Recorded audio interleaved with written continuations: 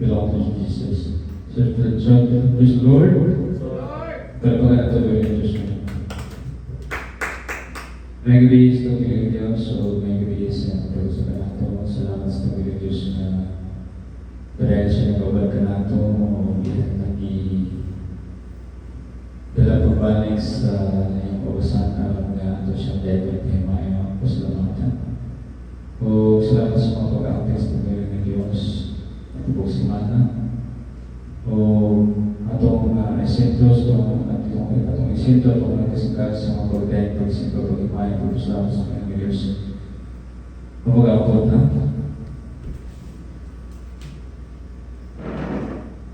Dali ko yung ikaw ng mga Diyos sa mulahan pag-ias na ibig buat sa lahat ng siyutan.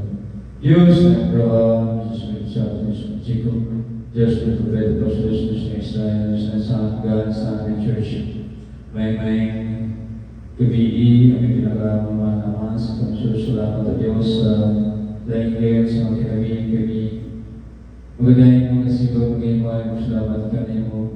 Kaya din sigaw na sa mga tayo wala. Balikan na Diyos sa pagsugod, sa joyful song, solemn song, sa Bible study ng pagdadan sa mga buhay, sa remembrance ng mga kanakanan, at sa closing prayers ng panibawang God.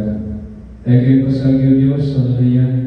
Balikan ng Diyos, hallelujah. Mabuhay kayo sa mga message, diuwi kayo sa mga Espiritu Diyos. Kukuha mo mapagkandang sa kawin sa taliwala. Dan kahit ang iyapong isa rin sa mata, tawang madalawang sa mga Panginoon Diyos. All the highest grace on earth is giving power and glory belong to Jesus. In the name of Jesus we pray. Amen. Praise the Lord. At ayatag nila din namin siya kung hindi sa praise and worship.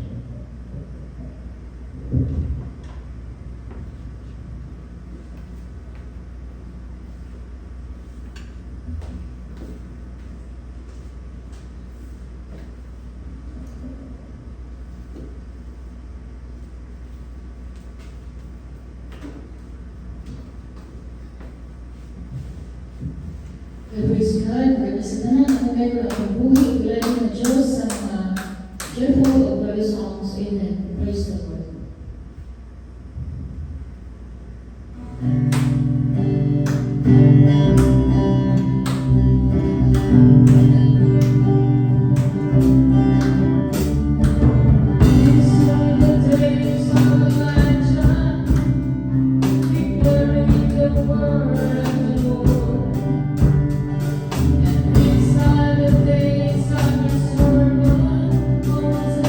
Righteousness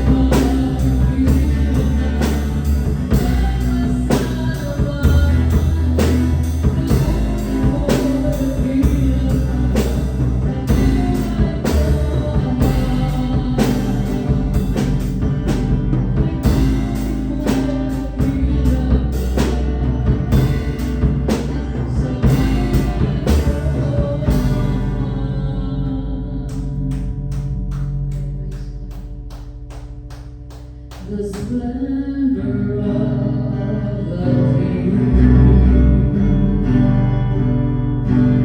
Love and majesty, and all the earth rejoice, all the earth rejoice.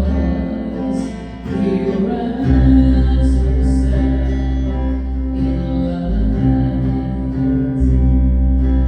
and darkness tries to hide, and trembles at his voice, trembles at his voice. How great is our God! Sing with me, how great is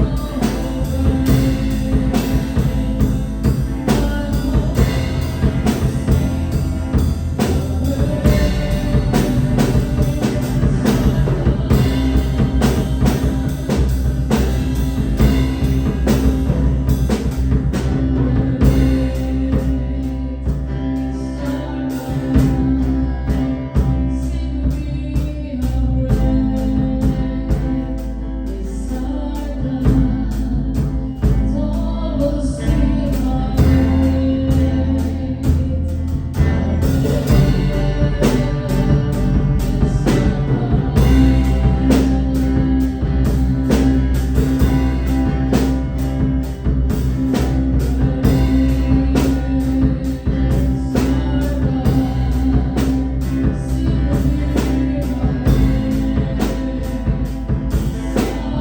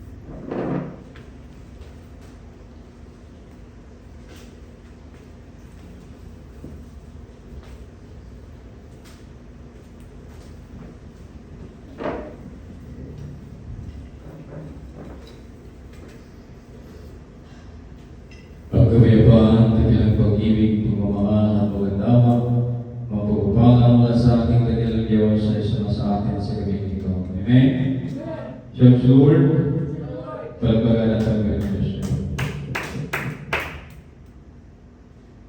Thank you, Beloved Instrumentalist. Thank you, Beloved Mami, sa pagdala sa praise and worship. At salamat sa ating kagilang Diyos, na pagsarap magpuwi sa ating kagilang Diyos. Amen. Dalay ka na tungguin ng Diyos.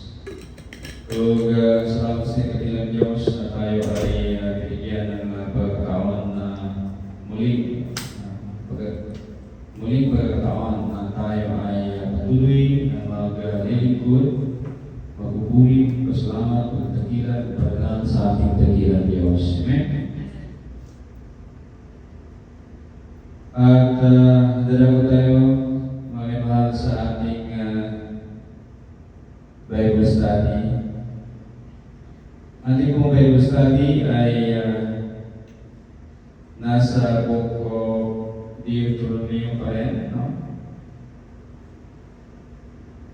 Aklat ng Deuteronomy, Kapitulo 11, versikulo 1 hanggang 15, hanggang 16. So, ipagpatuloy natin ang ating pag-aaral sa chapter 11 ng Deuteronomy.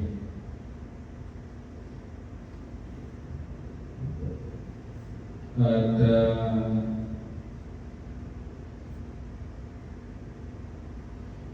mangyaring meron pang mga Bible dyan, buklatin nyo at sabay-sabay natin mag-aaral ng ating topic ngayon. Topic po natin ngayon ay mahalin at sundin ang Panginoon. Love and obey the Lord. So, lagi na, ulit-ulit, no? Ilang beses na ito. Bakit? Kasi alam kasi ni Prophet Moses na ang mga salita ay masyadong matigas ang ulo, no? Masyadong masaway. Kaya dito sa book of Deuteronomy, paulit-ulit yung sinasabi ni Prophet Moses na mahalin ninyo ang Panginoon na inyong Diyos at tubayin ang kanyang mga utos. No? Yan po ang aming mga. So, verse 1 to 16. Kung lobby natin na ilang Diyos, patuloy natin 16 to 32 bukas sa patuloy natin pagsamba sa ating dakilang Diyos. So verse 1, mahalin ninyo ang Panginoon inyong Diyos at tuparin ang kanyang mga utos. Tuntunin, panuntunan at kautusan. So, napakarami, no? Ang salita natin dakilang Diyos na matagpuan dito sa Holy Bible. No? So, inulit-ulit natin na madali natin mapansin, makita, maunawaan ang salita natin dakilang Diyos. Bakit? Kasi ang salita natin dakilang Diyos ay tumutukoy ito ng kabanalan. No? At katuwiran. No? Righteousness and holiness. So kahit pa mawala ang Biblia, no? Ang salita natin dakilang Diyos ay makikita natin kahit saan. Basta ito'y salita na tumutukoy or nagre-refer sa righteousness and Kahit makabasa ka sa magazine, sa newspaper, no, madaling makita ang salita ng ating dakilang Diyos. No? So dito sa aklat, no, ng yung banal na aklat, ang Bible, napakarami dito, no? Lalo-lalo na sa Proverbs. No? Halos sa Proverbs ay, kasi yan yung positive wisdom ni King Solomon. So, halos lahat yan, no? O lahat tumutukoy sa righteousness and holiness. Kasi ang Book of Proverbs ay nagtukoy, nagbibigay ng wisdom, kaalaman, no? Nagagayad sa iyo, no? Lahat ng patungkol sa righteousness and holiness, no? Tumutukoy din yan sa pinagmulaan natin. Ang pinagmulaan natin ay ang kataas-taasang Diyos, who is righteous and holy. Yan po mga kapatid. So kaya tinatawag siya Almighty dahil wala siyang katulad. Talagang siya ang dakila sa lahat. Yan po mga kapatid. So ano ba ang mga tutunin? Ibinigay na, no? Yung 10 utos, yung wisdom, kasi nagkukurik sa iyo yan eh. Nag-guide sa iyo. No? At nagtuturo sa iyo. Yan po ay mga alitutunin ng ating dakilang Diyos. No? Diba? Panuntunan at kautusan. Kasama na yung 10 utos. Dakila po yan. Kasi yan po ay part ng kataas-taasang Diyos niya. Kasi salita po niya yan. Isa sa mga espiritu ng Diyos ang kanyang salita. Yan po mga kapatid. So, dahil sa tigasan ng ulo ng mga salita, ulit-ulit ito na ni beloved Prophet Moses. Kasi ito yung paghahanda ng mga salita na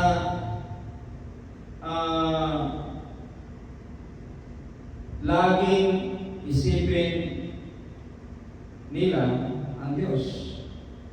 At hindi lang sa kanila na nabubuhay sa panahon na yan, kundi pati sa kanilang mga anak. Kaya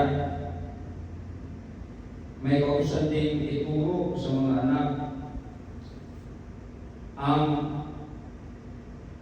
kamangha-manghang bagay na ginawa ng Diyos para sa kanyang bayan. Yan po mga kapatid. So, alalahanin ninyo ang naranasang pagtutuwid ng Panginoon na inyong Diyos sa inyo. Kayo ang nakaranas nito at hindi ang mga anak ninyo. Hindi sila ang nakakita ng kadakilaan at kapangyarihan ng Panginoon at ng mga himala na ginawa niya sa Ehipto laban sa Paraon na hari nito at sa buong bansa nito. Hindi rin nila nakita ang ginawa ng Panginoon sa mga sundalong Ehipsyo at sa mga kabayo at mga karwahe nila at kung paano nilunod ng Panginoon ang mga ito sa dagat na ulan nang hinabol nila kayo. Nangamatay silang lahat. Yan po mga kapatid. So, napaka importante ang paulit-ulit na sinasabi ni Prophet Moses sa Israel sa mga salita.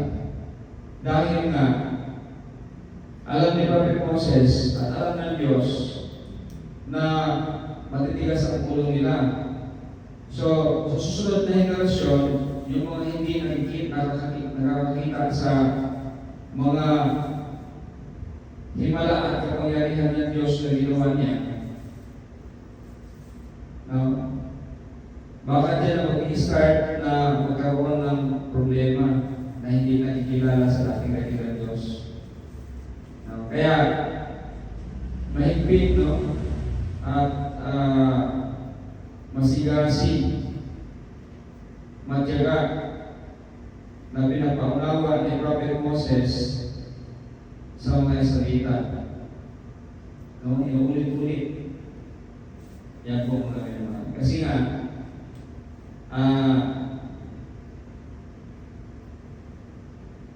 para maintindihan nila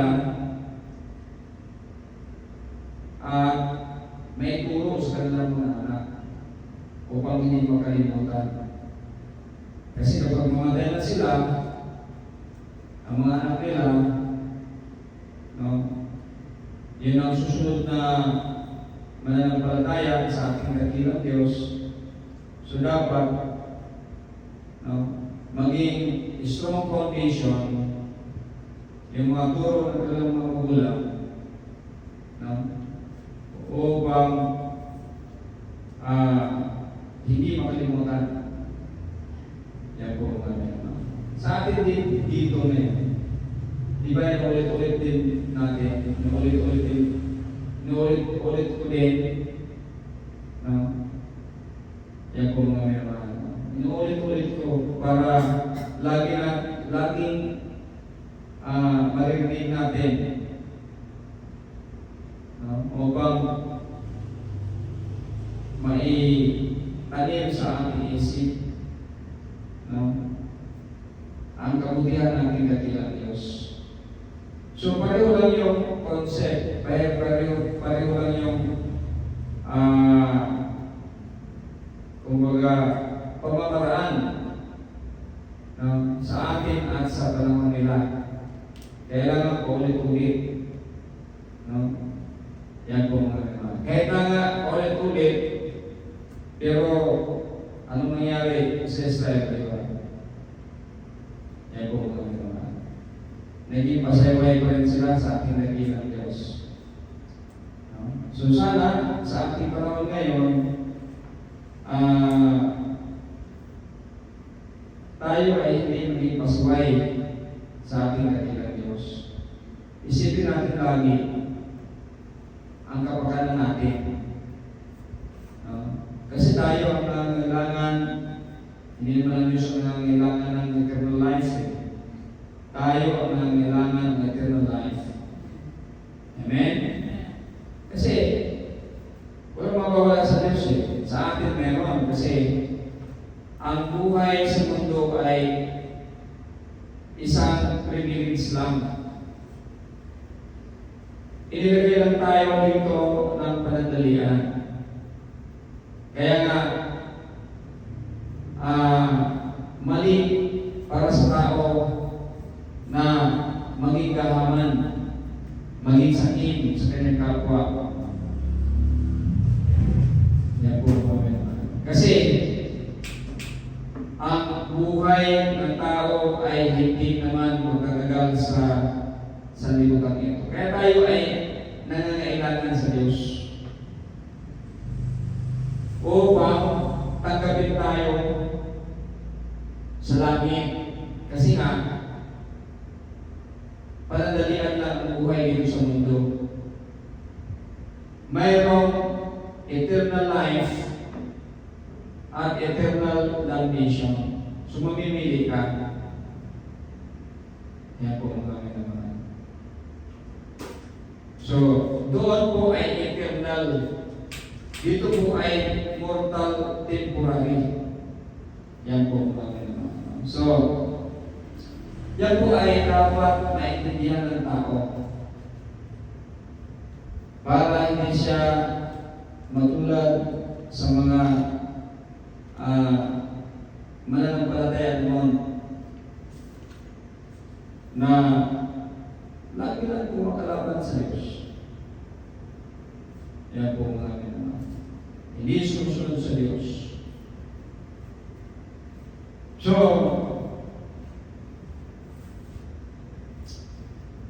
isang hamon to ni Prophet Moses, no? At hamon ng lahat ng mga magulang sa panahon na yan, na ang kadakilaan ng ating dakilang Diyos ay maisalin, no? Ibig sabihin, kung paano siya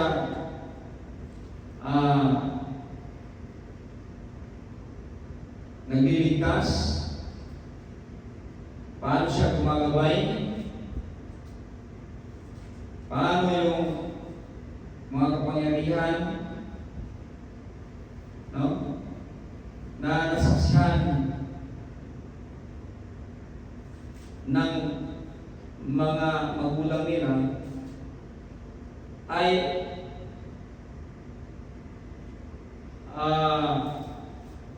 maririnig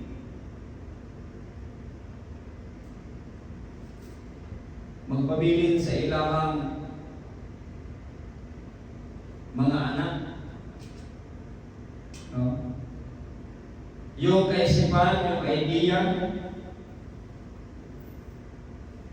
yung katuruan, at ang pagsunod ng mga katuruan na ito ay matatransfer sa susunod na generation. Yan po ang kami naman. Pero alam naman natin na mahina naman ang tao. Kapag hindi tinutulungan ng Diyos, ay walang magagawa. Yan po ang kami naman. Yan po ang katotohanan. Kaya dapat tayo ay hindi mawalay, hindi malayo sa ating dakilang Diyos. Kasi siya yung ating Savior. Lahat ng mga problema natin, siya yung magpuprovide. Kaya, laging sinasabi, nagiging mukhang bibig, God will provide. Yan po ang namin naman. So,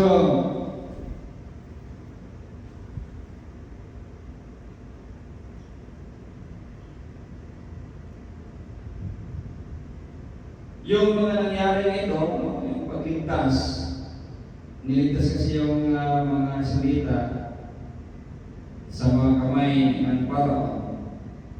At nung sila tumawid pinatawid sila ng Diyos sa dagat na pula,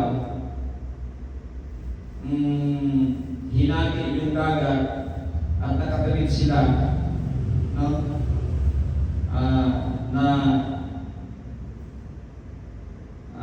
Hindi nababasa, hindi nalulunod, no? Kasi nakangati yung dagat. Yan po ang milagro, no? Kapangyarihan ng ating dakilang Diyos na kailangan may salin upang magkaroon ng pagtitiwala, pananampalataya, pagtitiwala, no, ng mga susunod na henerasyon sa ating dakilang Diyos. So napaka-importante po yan. Tulad sa atin ngayon, no, kami man ay lilipas, ang susunod sa amin ay ang aming mga anak. So, kaya yung aming pag-aaral, puspusan na pag-aaral para may transfer ang aming pananampalataya at ang pagsunod namin sa kalooban ng ating dakilang Diyos sa susunod na henerasyon, yung aming mga anak. Yan po ang mga. So, ganoon lang po yan kasimple. Kaya pero hindi naman lahat, no? Minsan sabihin natin kapag ang isang anak ay nagiging suwain, minsan sasabihin natin, hindi naturuan sa magulang. Pero hindi naman lahat. Kasi may mga magulang na talagang ginawa na ang lahat, pero sadya lang talagang suwain yung anak. Pero at least,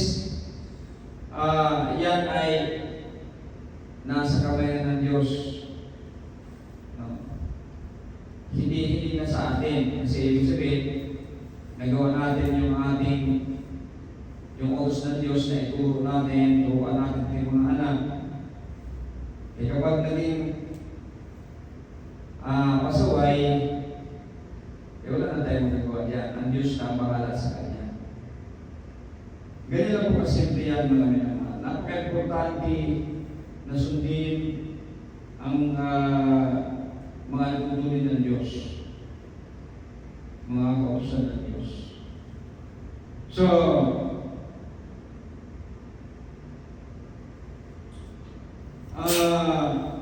ginagawa ito ni Prophet Moses, ginagawa ito ng Diyos. Sa panahon na sila ay naglalakbay papunta sa land of promise sa Canaan. Kaya tayo rin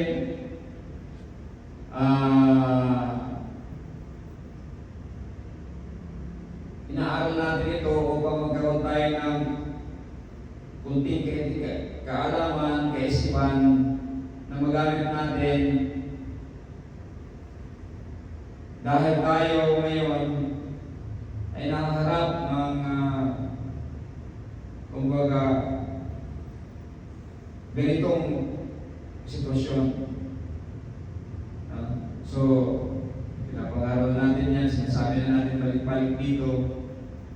Yan po mga kailangan. At least, mayroon tayong idea.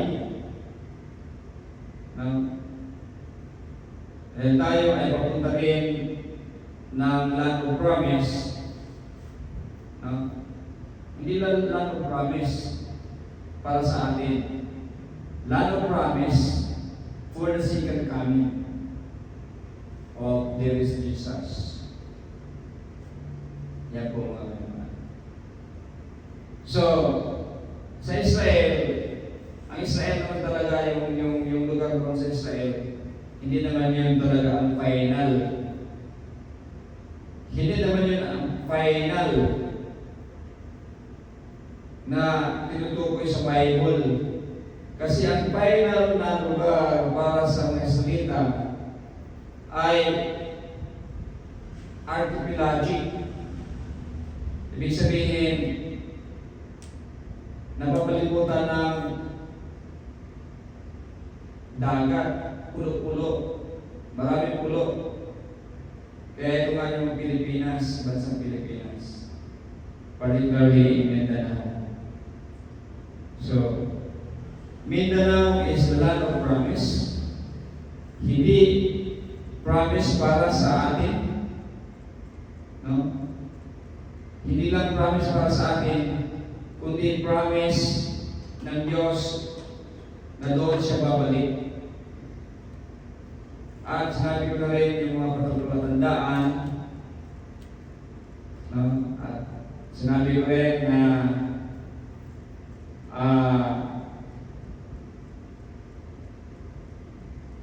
hahanapin nila tayo, alamin na ako, kapag dumating na ang panahon na yan, dahil papait ka ang tubig ng iba't ibang tao sa mundo.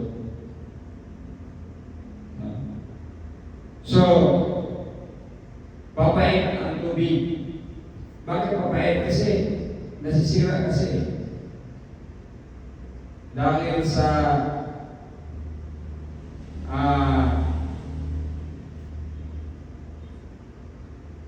pagsira sa kalikasan.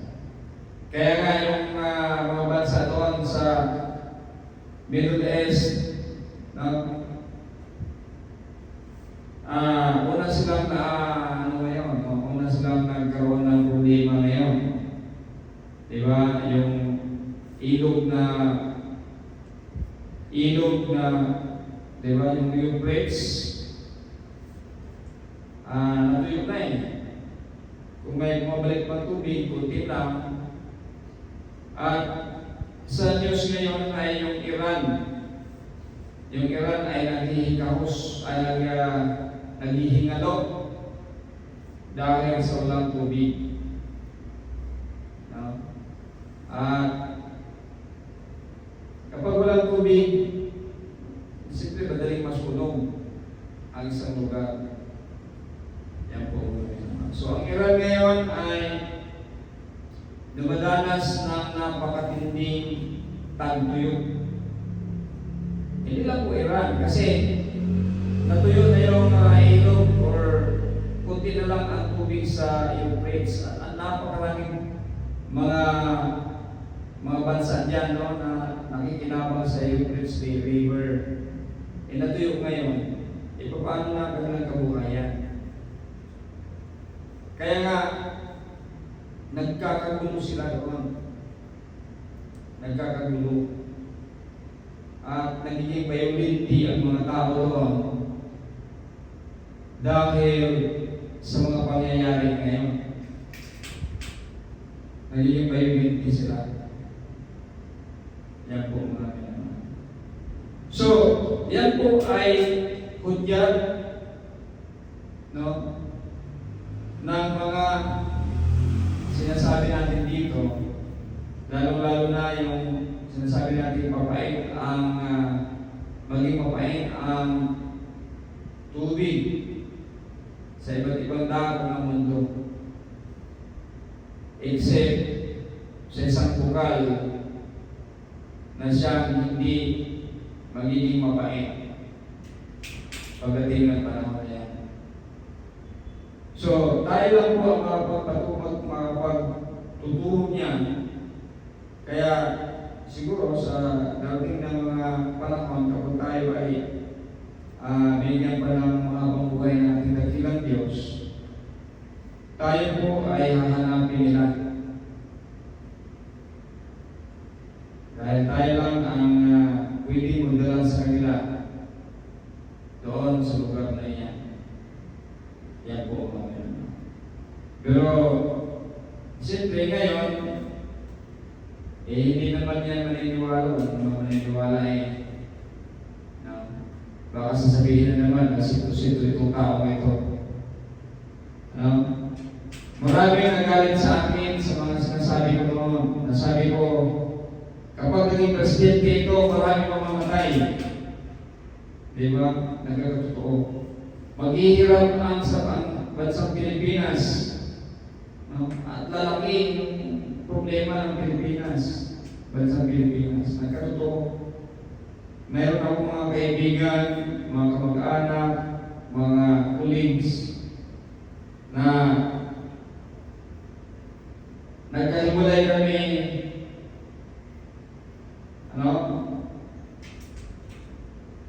nasira yung relasyon namin dahil dyan. Yan po mga ngayon. Pero tapat ang Diyos eh. Kung ano yung mga sinasabi ng Diyos, yung wisdom na sinasabi natin,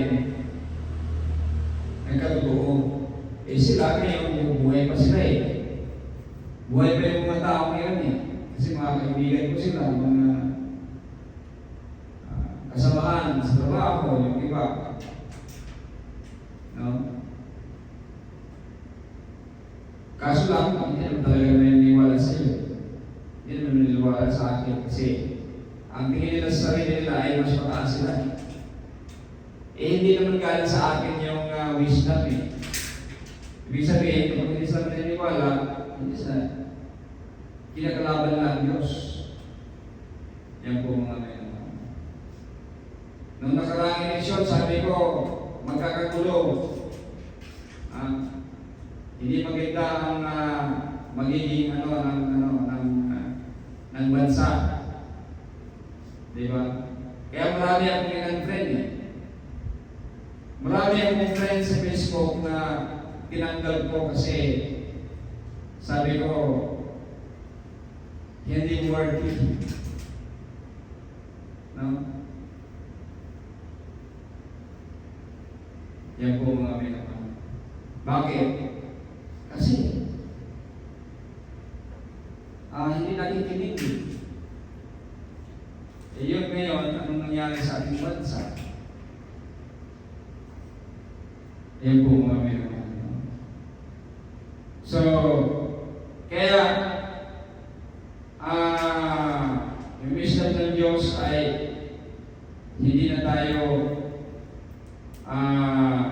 magsasalita tungkol sa mga ganyan eleksyon, sa mga ganyan pinagbabawalan na tayo ng Diyos dyan. Kaya nung nakaraang eleksyon, hindi na tayo wala na tayo mga binabanggit tungkol sa eleksyon, sa mga kandidato, wala na tayo. Kasi useless. Yan po mga minamahal. Tulad ng Israel, umasmit pa ang katigasan ng mga ulo. Kaya ngayon, ano nangyari na? From parang 3 trillion na yata yung utang ng bansang Pilipinas ngayon. Kung hindi ako nagkakamali, sumubra na sa 15 trillion yata. Ano lang yan cost lang yan ng dalawang presidente. Pero yung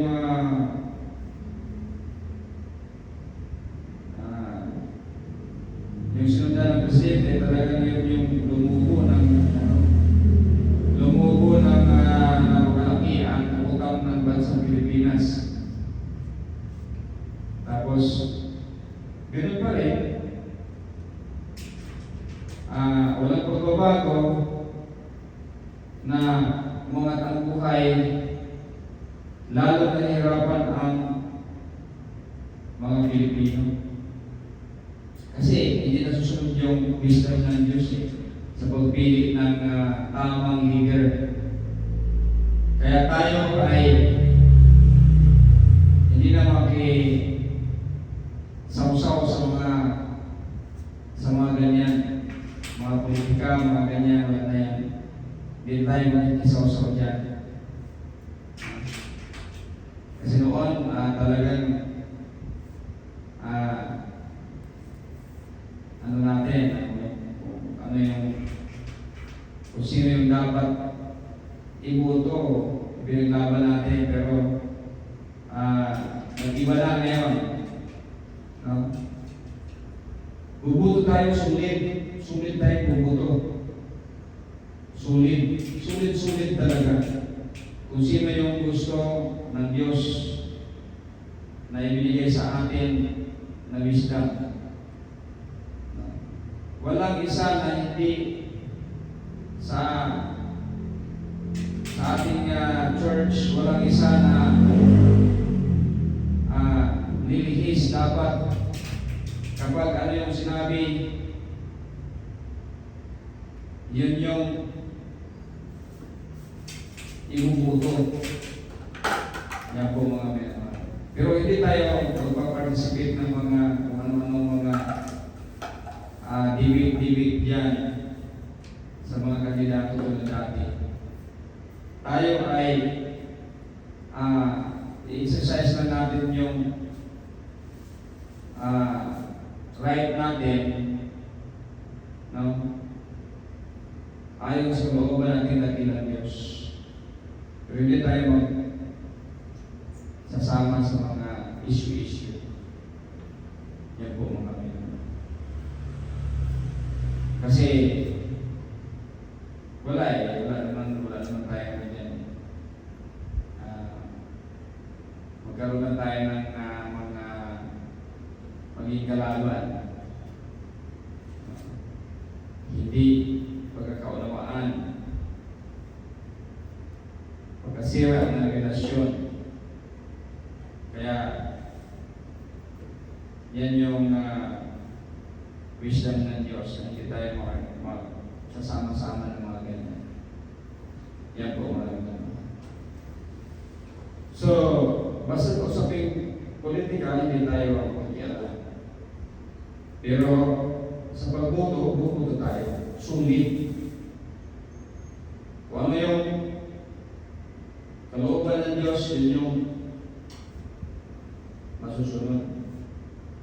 Nandito naman sa Bible, nandito naman yung guide kung paano pumili ng mga mabubuting mga leader sa bansa. Yan po mga. So,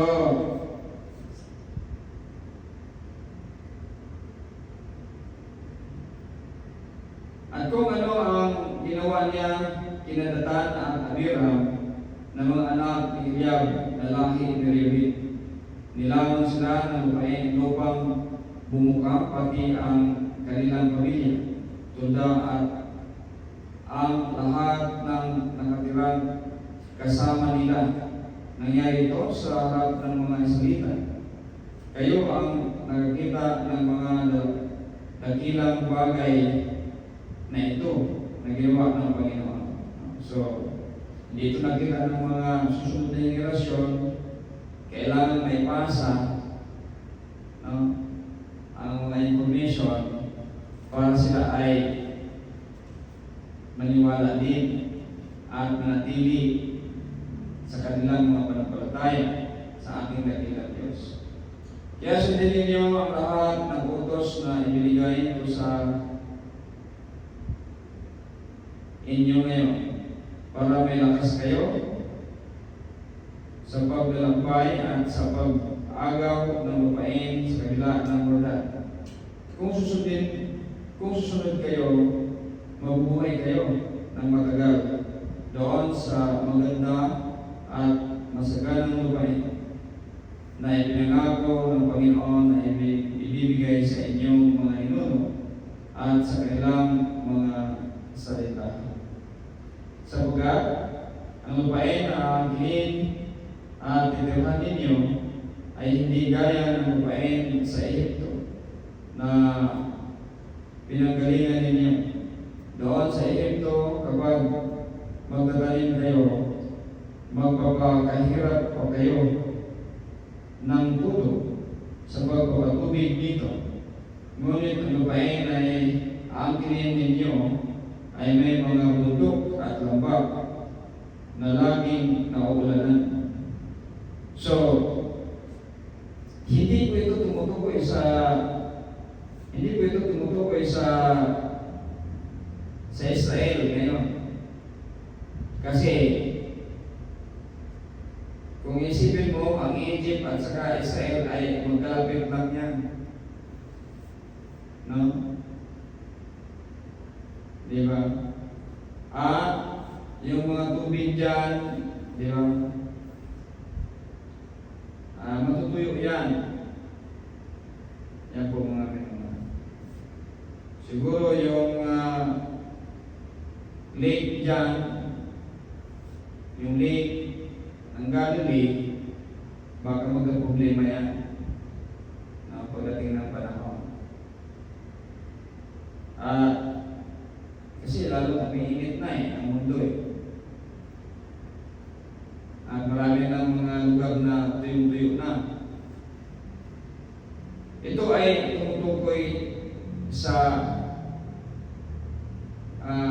tulad ng Pilipinas, bansang Pilipinas, na walang problema yung tubig. Walang problema sa taniman yung tubig kasi maraming tubig. Pero problema yung tubig kasi laging bumabaha. Namamatay yung mga tao. So ito po yan. Itong bansang Pilipinas ang tinutukoy dito. Hindi po yung bansang Israel ngayon. Yan po muna ngayon. So, ang ibibigay ng Diyos, tunay na lupain na ibibigay ng Diyos sa Israel ay maraming tubig. Ngunit ang lupain na ang pinili ninyo ay may mga bundok at lampak na laging naulanan. Ang lupain ito ay inalagaan ng Panginoon na inyong Diyos. Binabantayan niya ito araw-araw sa buong taon. Kaya nga di ba sinasabi natin, no, yung di ba marami ng gustong sumakop sa bansang Pilipinas. No? Wala na isa nagtagumpay. Yan po marami naman. Di ba nung nagsasabukan yung mga bago ng China, di ba kasi sumubra na sila eh. Sumubra na.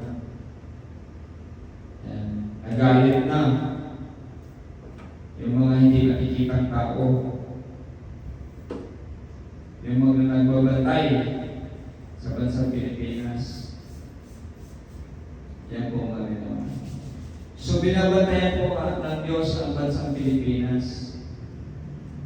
Yan po mga naman. Sabi nito, ang lupain ito ay inalagaan ng Panginoon ay inyong Diyos. Binabantayan niya ito araw-araw sa buong taon. Hindi yung ang Israel, kasi ang Israel ay ang nangyari sa Israel, di ba, na nawala sa mapa na isang bansa eh. Nawala yung Israel na naging hindi isang bansa na nabura. No? At naibalik yan dahil sa Penisilin. Dahil sa Penisilin po nagbalik ang bansang Israel. Kaya hindi talaga ang Israel ang tinutukoy dito, kundi ang bansang Pilipinas. Binabantayan ng Diyos. Kaya wala pang history sa bansang Pilipinas na may nagtagumpay na wasagin ito. No? Kasi hindi nila basta-basta mawasak ito kasi archipelago. Archipelago po ito mga naman. Hindi basta-basta mawawasak. Kasi binabantayan na ng Diyos ito. Yung pagbiyak-biyak ng Diyos nito, pagbiyak-biyak ng Diyos nito, ay may purpose, may layunin ng Diyos. No? Kasi alam niya, darating ang panahon, no? Ng ganitong panahon, di ba? Maraming gustong, di ba? Mayroong mga invaders, hindi na kukuntinto, gustong sumakop. Kaya hindi nila basta-basta masakop itong bansang Pilipinas kasi ito ay archipelago. Kumbaga, pinalibutan ng tubig, mga pulo-pulo, kasi hati-hati ng Diyos. No? Kasi alam ng Diyos kung ano ang mangyayari sa lahat. Kaya, ang lugar na tinutukoy dito ay ang bansang Pilipinas, hindi yung Israel na minsan ay nawala. Hindi nakutinyo, no? Hindi siya naging consistent na isang bansa. Nawala minsan. Yan po mga naibalik lang ang bansang Israel dahil sa Penisilin. Yan po mga kailangan. So, pero ang bansang Pilipinas, angkop na angkop dito. Yan po mga kailangan. Kaya kung lagi lang ninyong susundin ang mga utos na ibinibigay ko sa inyo ngayon, na mahalin ninyo ang Panginoon ninyong Diyos at paglingkuran ninyo ng buong puso at kaluluwa, padadalhan niya kayo ng ulan sa tamang panahon para makapag-ani kayo ng trigo, ng bagong katas ng obas at ng olibo para gawing langis. Kaya ito pong mga tanim na ito ay magiging ito sa atin dito sa bansang Pilipinas. Maging tanyag ito, itong olibo, itong ubas, no? Trigo, maging tanyag ito. Sa susunod na mga panahon. Yan po mga kailangan. Bibigyan niya ng pastulan ang mga hayop ninyo at magkakaroon kayo ng masaganang pagkain. Mag-ingat kayo dahil baka matukso kayong lumayo sa Diyos at sumamba sa ibang mga Diyos at maglingkod sa kanila. So ito yung babala po mga minamahal. Ginawa ito ng Diyos kasi mahal ng Diyos ang tao. So paano mo maipoprove na mahal ng Diyos ang tao? Bumalik ka lang sa Book of Genesis. Yung chronological order, di ba? Paano naging ganito ang mundo, doon mo malalaman. Kasi hindi naman ginawa ng Diyos ang tao una sa mga bagay sa mundo eh. Ginawa ang tao pagkatapos na naging maayos na ang mundo. Yan po mga kaibigan. Kaya mahal ng Diyos ang tao. Kaya kahit na lumampas na sa itinakdang panahon na 6,000 years, lumampas na tayo ng 6,000 years.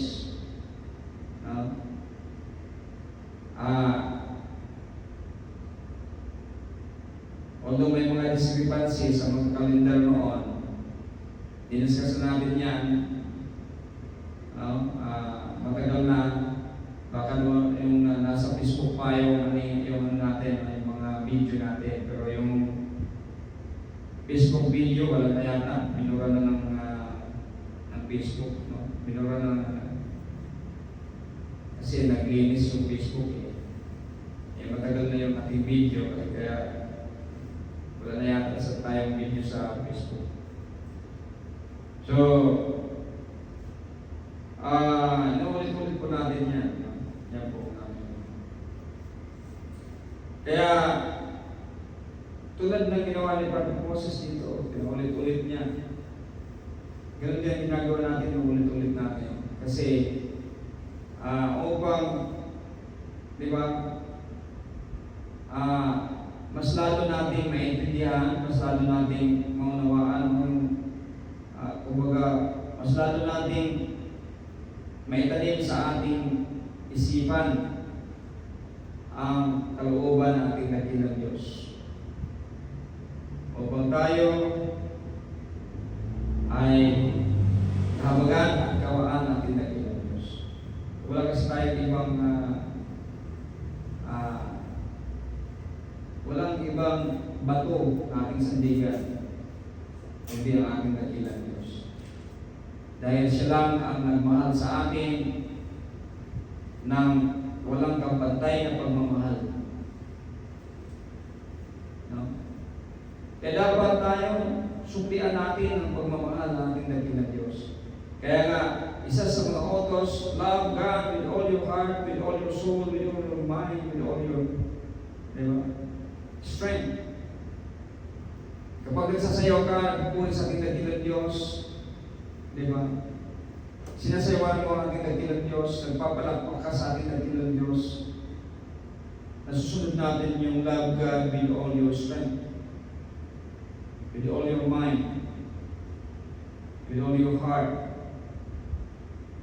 Yan po mga minamahal. Kasi kasama dyan yung pagpapalakpak, masasayaw, pagtatalon, no? Kumakanta ka, nangangailangan ng lakas yan. Yan po mga minamahal. Dapat suklian natin ng pagmamahal at pagsunod sa kalooban ng ating dakilang Diyos. Kaya yung laging sinasabi ni Prophet Moses, no? Inulit-ulit upang maunawaan ng tao. Tayo din, inulit-ulit natin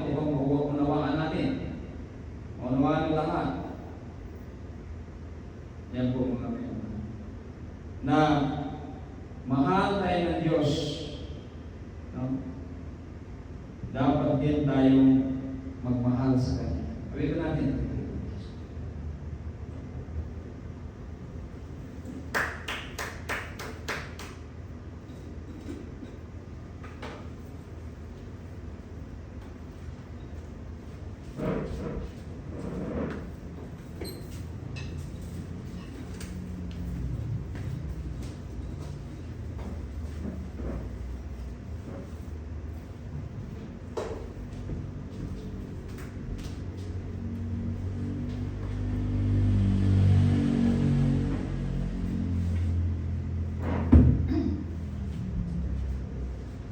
You deserve the glory and the honor. Lord, we lift our hands in worship as we magnify your name. You deserve the glory and the honor. Lord, we lift our hands in worship as we magnify your name. You are great, you miracles so great. There's no one else like you. There's no one else. You are great, you miracles so great. There's no one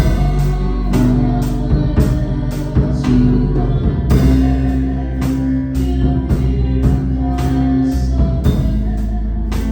There's no one else like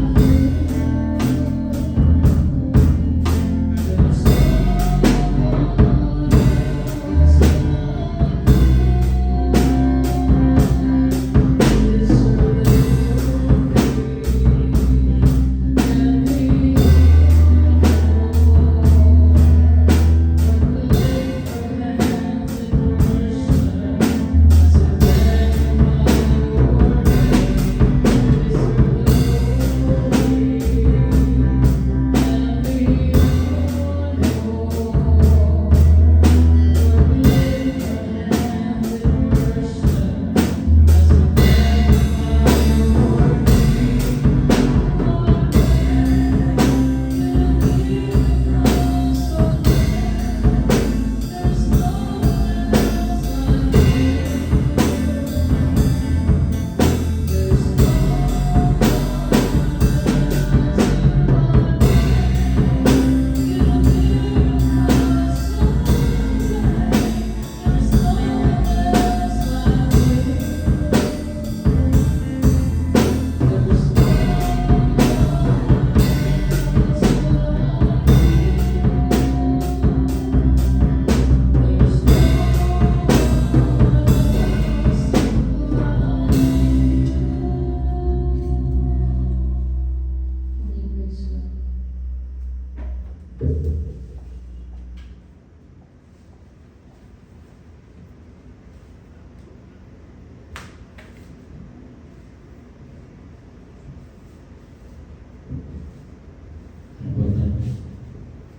Dali mo ng binuha ng mga Diyos ang pag-aantay Diyos ang pinag-ibig ng buwan sa lahat ng siya.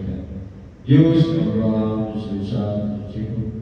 Diyos na pagkat ng Diyos na siya tayo ng isang sangga sa aming Church. May gabi, may namamalas ang Diyos lahat ng Diyos sa mga tulong. Kama kapatid mo garante at aking may kawang. Yasok sa mga sagasing pinamagalis sa gabi o Diyos. Ang padasig, mabalik mo makadugang sa mga pagsaling na kanya. Matulugan namin sa pag-ibig magaling ang puso sa ato mundo. Tuloy kami sa katibuhayan, pag-isigay, pag-isigay, pag-pamilya, at Church. Pag sa mga tao sa likod, kaya kami sa atin. Pagpasalawa kami Diyos sa mga kalabasan na sa punong buhat mo. Ng mga kanamagad sa tinamon na natin. Huwag ng pusog, di huwag ng isingkasin, di huwag ng lagari ka naman Diyos sa iba, dahil kami sa mga. Kaya kami judge ang mga kami. Pagbayan kami, bigisigan kami. Ikaw na kami, lagari mo sa iba. Pagbilayan ka Diyos mag-uban sa panibangan karon, pagbilayan ka mag-aayos ng sa ipatay sa mga problema. Pagbilayan sa sa ipatay. Kaya mag-utubag sa mga pag-aapo, umatag ko sa mga timangan.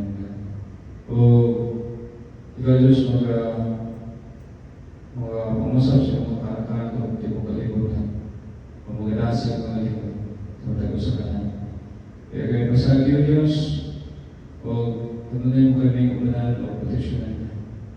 O Ginoo Diyos, ay kukunin mo yung bugong tuloy ng kanamakan. Hallelujah. O kami ang tuumagad sa mong padayon ng pagsipo o dahil na himay po sa mga kanya. Wala tayong magpagkadlang sa kaaway sa kanya. Tanggal ang iapon sa inyong salamatan, lamang narawan sa mga ng Panginoon Diyos. All the highest praise, honor, thanksgiving, power, and glory belong to Jesus. In Jesus we pray. Amen. Praise the Lord.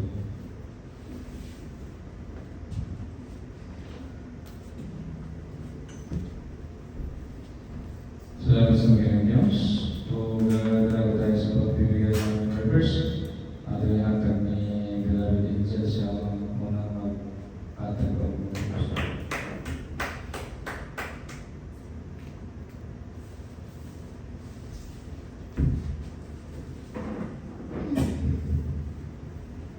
Jeremiah 29 verse 11. For I know the plans I have for you, says the Lord. Plans to prosper you and not to harm you. Plans to give you hope and a future.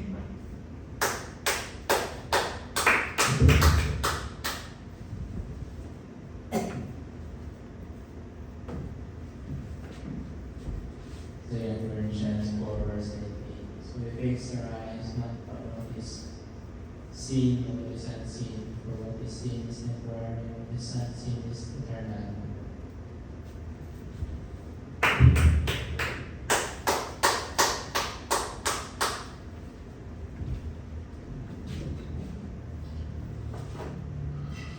Galatians chapter 5 verse 13. As for you, my friends, are called to be free, but do not let this freedom become an excuse for letting physical desires and freedom. Instead, let love make you serve one another.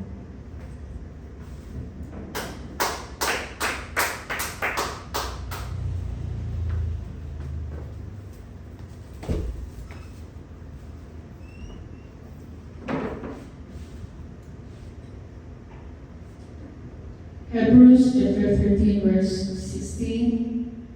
Do not neglect to do good and share what you have, for such sacrifices are pleasing to God. Praise the Lord.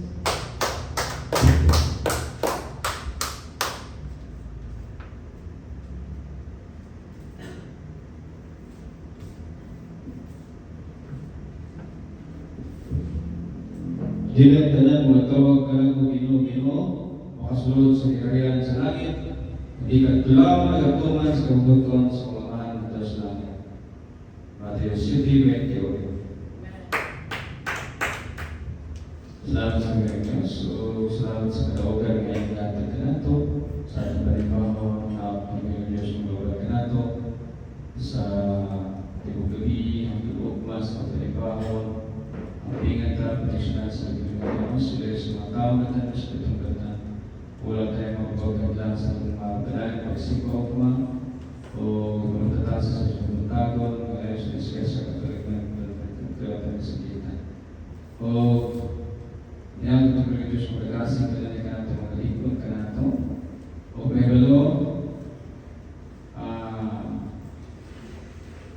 hindi na ito kalimutan kanunay, ataw-ataw, kapag-daing, isip ko pag-umay ko sa mga Diyos, buntag o gabi, bago takaw, bago matulog, o in between, kinahanglan nato nga balayon nga mga dahil mga siguro mag-iwain sa mga Diyos. So, diliigo ang atong pag-iling sa Sabat, no? Dapat adlaw-adlaw kita ang dahil mga siguro mag-iwain sa diliigo nga sa Sabado lang, no? Kinahanglan nga adlaw-adlaw yun. Aside sa Saturday, sa Sabat, adlaw-adlaw yun magsimba sa Panginoon ng Diyos. No? So, sa ingon niya na, no, baliwala ng mga lingon nila na sa tilo, ipasa ka sa tilo, okay, bisag sa tilo, simbangan ka, diba? So, baliwala na siya. Kay adlaw-adlaw man ang pagsimba sa tubig ng Diyos. No? Kung sa langit ang insultan, di ba? Sa langit ang insultan, sige lang yung magsimba sa tubig ng Diyos dito. Yan po nga rin. So, dito, dito sa atin, sa minutang ito, masanay na tayo araw-araw magsimba sa ating kagilang Diyos. Kasi sa langit, lagi tayo nagsasabato. Yan po kami. So, huwag natin kalimutan, kahit na sa buwa mo, buwa kasi mami dito sa syudad, kamura dito. Yan din nga, masukod sa Ginoo ang inyong mga kasitsiro. Kung bisag walang inyong ginikanan, mag-dive mo. No? Anyway, ang blessing, alaman ninyo. Kamu may i-bless sa Ginoo sa inyong bibuhat. No? So, kung i-bless mo, i-bless me, i-bless ang tanan, no? Magkadagaya ang mga panalangin sa pagpulit ng Diyos. Mawagangatan ni Yulabin. Ayaw siya mag-gil sa closing prayer.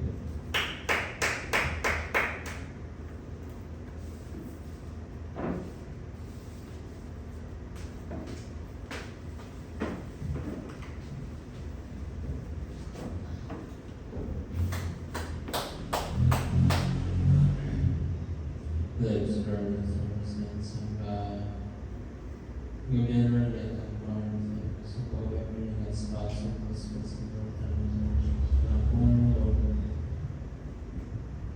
sa oras na gobyerno sa mga oras mga color discussions na representation sa mga gobyerno ng espaso mga tulong sa mga tao isa ang foundation ng mga gobyerno katawan sa lahat sa national and gobyerno especially sa discussion ini pasal sa pangungin sa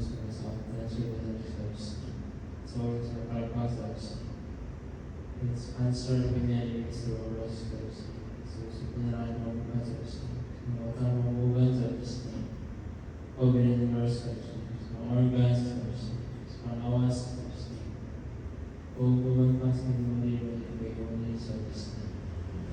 The same is the sins and definition. It is the shepherd from temptation. It is the soul of His glory. And our majesty will love Jesus. The same prayer is